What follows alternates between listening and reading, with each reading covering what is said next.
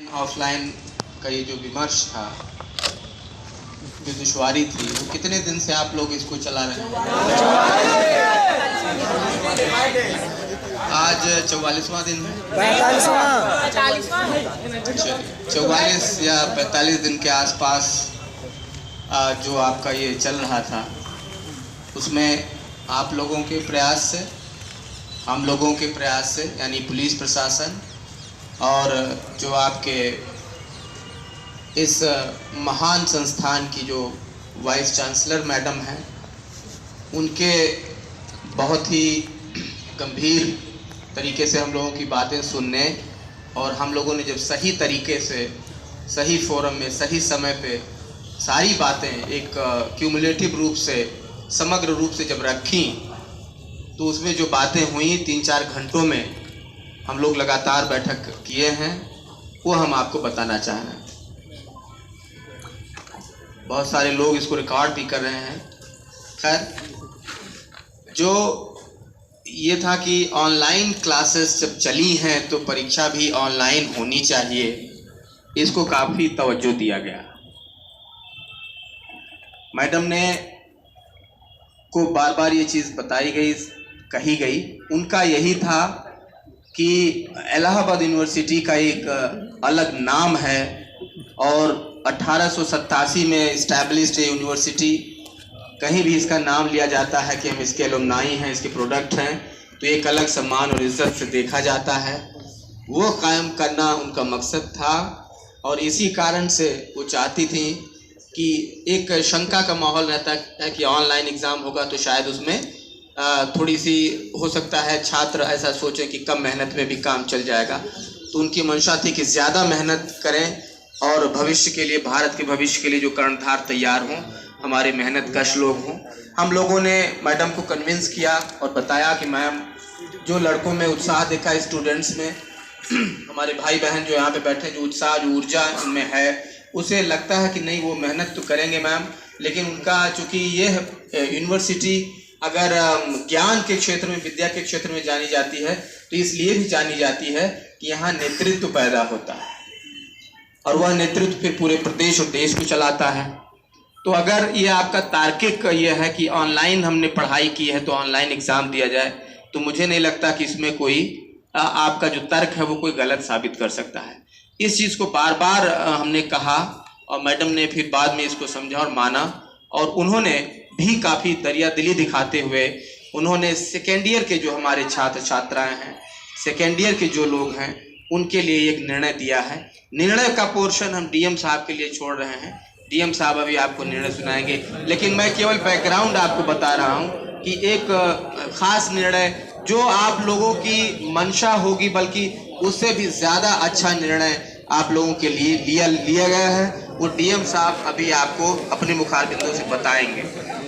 दूसरी बात, थोड़ा धैर्य रखिए। मैं पहले इसीलिए कविता कह के गया था कि धरती कहती धैर्य ना छोड़ो, चाहे हो सिर पर कितना भार, नभ कहता है फैलो इतना, ढक लो तुम सारा संसार, ढक लो तुम सारा संसार।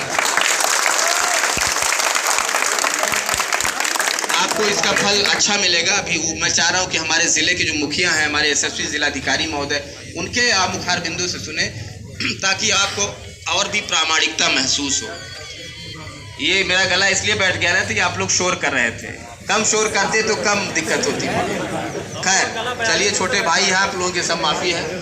दूसरा, जो थर्ड ईयर के हमारे स्टूडेंट्स हैं, चूँकि उनको अब हो सकता है वो बाहर जाएं यूनिवर्सिटी से, वो तमाम कॉम्पिटिटिव एग्ज़ाम्स देंगे, किसी अन्य कॉलेज में, महाविद्यालय, विद्यालय में दाखिला लेंगे, तो उनके लिए मार्कशीट प्रॉपर, उनके अंक वगैरह सारी चीज़ें देखी जाती हैं। तो उनके लिए थोड़ा सा उनके लिए भी एक निर्णय लिया गया है, वो डीएम साहब अपने मुखारबिंदों से बताएंगे।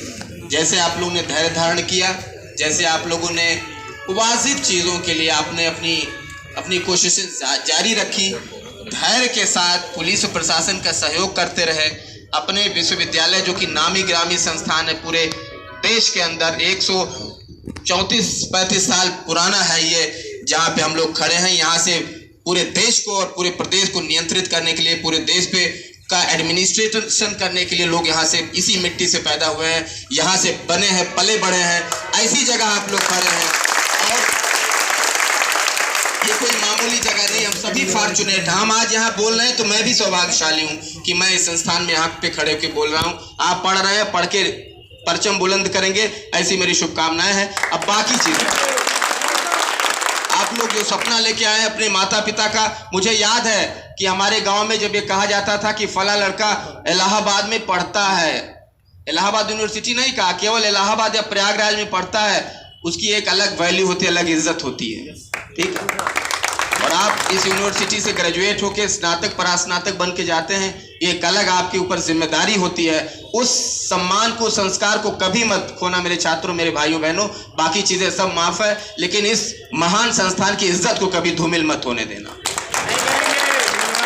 अब ज्यादा वक्त न लेते हुए, आप काफी मेहनत किए हैं, सुबह से ही जमे हुए, हमने भी पूरा जिले का पूरा कामकाज छोड़ के हम और डीएम साहब आपके लिए यहाँ आए, खड़े रहे, सबकी बातें सुनी और ये बातें खास तौर पे सही तरीके से सही फोरम में सही समय हम लोगों ने रखी।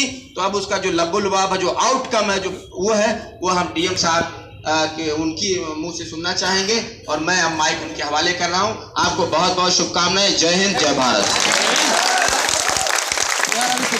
थैंक यू कप्तान साहब। इससे पहले कि मैं जो आगे की बात है करूँ, मैं मेरी स्टोरी बताता हूँ। मैं जब मैं ग्रेजुएट हुआ, उसके बाद मैं लॉ कर रहा था, और जब मैं सेकंड ईयर में था, मैं स्टेट सर्विसेज में सेलेक्ट हो गया। मेरी आवाज़ आ रही है ना? मैं सेकंड ईयर लॉ कर रहा था, तब मैं सेलेक्ट हो गया, और उसी ईयर मैंने एग्ज़ाम दिया था IAS प्रीलिम्स का। मेरा प्रीलिम्स पास हुआ, और क्योंकि मैं उसकी ट्रेनिंग में था, और जब मैं वापस आ रहा था गाड़ी से 3 दिन पहले, ट्रेनिंग में छुट्टी नहीं मिलता है, मैं 3 दिन 4 दिन पहले आ रहा था, और जिस बस में आ रहा था उस बस का भयंकर एक्सीडेंट हुआ। 4 दिन पहले की बात होगी। और उस समय जो आगे काफ़ी चोटें आई थी, लोगों जितने भी आगे बैठे थे, मैं पीछे की तरफ था, तो आगे जितने लोग बैठे थे उनको बहुत चोटें आई थी। और सारा देखने के बाद इतना मन हो गया कि फिर मेरा मन नहीं किया कि मैं एग्ज़ाम लिखूं ना लिखूं, लेकिन फाइनली एग्ज़ाम तो लिखा। लेकिन सच कह रहा हूँ, मेरा पढ़ने मन नहीं लगा। उस तरह की जो घटना मेरे सामने बार बार वही चलता रहता था कि यार ये कैसे क्या हुआ। और फिर भी मैं केवल शायद 12 मार्क्स से चूका था, मेरा कॉल नहीं हुआ, केवल 12 मार्क्स से चूका था। और उस समय आपको ध्यान हो तो मेरिट बहुत ज़्यादा जाती थी। मेरिट शायद गई थी 984 गई थी, मेरे 972 मार्क्स थे। मैं उस समय सोचता हूँ कि अगर मैं ठीक से तैयारी करता तो आराम से कॉल तो हो ही जाती, लेकिन समहाउ जैसा भी हो, नेक्स्ट ईयर मैंने ड्रॉप किया। और उस समय कारण ये था कि मनस्थिति ऐसा हो गया कि मैं अब करूँ क्या। एक वो सारा देखने के बाद वो जी उचट जो जाता उस तरह का था। लेकिन 1 साल मैंने ड्रॉप किया, और उसके बाद जब वापस दिया मैंने, मैं 7-8 दिन की छुट्टी लेकर गया, और मैं 7 महीना गया ही नहीं। मैं जॉब पर वापस नहीं गया 7 महीना। पीछे नोटिस वगैरह सारा चलता रहा कि आपके खिलाफ ये कार्रवाई हो जाएगा, वो हो जाएगा, लेकिन सारी चीज़ें चलती रही, मैं कभी गया ही नहीं। वो मेरा जो नंबर था मैं स्विच ऑफ करके बैठ गया था, और मैं मेरी तैयारी में लगा रहा। तो 1 वर्ष जो था, मैं उस मनस्थिति से उबरने के लिए मैं ड्रॉप किया कि यार बिना पढ़े जब मेरा केवल 12 मार्क्स से चूकता हूँ तो मैं सेलेक्ट, और बहुत अच्छा सेलेक्ट हो सकता हूँ। तो मैंने मेरा सारा समय उसी में दिया, और एक ये मैंने उठाया भी, रिस्क भी उठाया कि कोई बात नहीं, जो होगा देखा जाएगा। लेकिन तब तक मेरे हाथ में 3-4 नौकरी और भी, तो मेरे को वो चिंता नहीं थी। आपको इसलिए ये रिस्क लेने की ज़रूरत नहीं। जब हाथ में 4 नौकरी होता है तो इस इंसान को चिंता नहीं होता है। तब तक मेरे हाथ में 2-3 नौकरी था, तो मैंने कहा ठीक है, यहाँ ज़्यादा कार्रवाई हो जाएगी तो मैं दूसरी नौकरी में आ जाऊँगा, मेरे को वो चिंता नहीं है। और नेक्स्ट एग्ज़ाम दिया तो मेरा रैंक भी बड़ा अच्छा रहा, और आज आपके सभी के सामने है।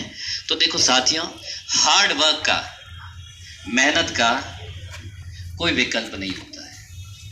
अच्छा, बाकी सारी बातें जो मैम से हमारा बहुत देर 3-4 घंटा जितना बात हुआ, मैम सच में इस यूनिवर्सिटी को आगे बढ़ाने के लिए बहुत चिंतित रहती है। आपको लगता होगा कई बार कि प्लीज नहीं, हकीकत है। देखो जितना हमारा बात होता है, इस जहाँ पर भी हो, देखो जो चीज़ भी हो, लेकिन आगे बढ़ाने के लिए बहुत चिंतित रहते हैं, ये हकीकत है। देखो आप लोगों को ये स्वीकार करना पड़ेगा, भले आपके दिमाग में क्या है, लेकिन वो वास्तव में उनके दिमाग में है कि हम इसको कैसे आगे बढ़ाएं, इसका जो ग्लोरी है किस तरीके से इसको बेहतर किया जा सकता है। तो उस चीज़ पर हमेशा बहुत चिंतित भी रहती है, और आप सबके लिए बहुत चिंतित रहती है।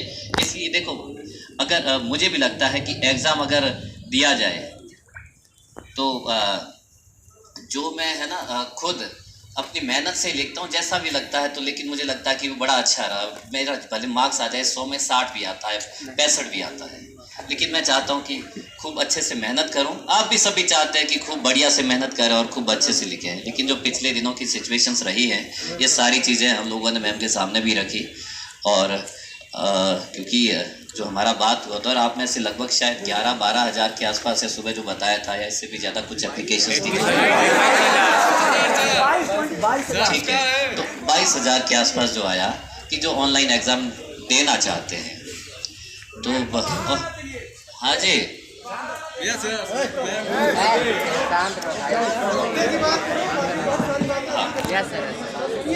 तो इतना सारा जो एप्लीकेशन आया, और ये हमने बहुत सारी चीज़ों पर एक एक करके बात हुआ, तो मैम अग्री हुई और कहा कि ठीक है, हम 3rd ईयर के लिए ऑनलाइन एग्ज़ाम पर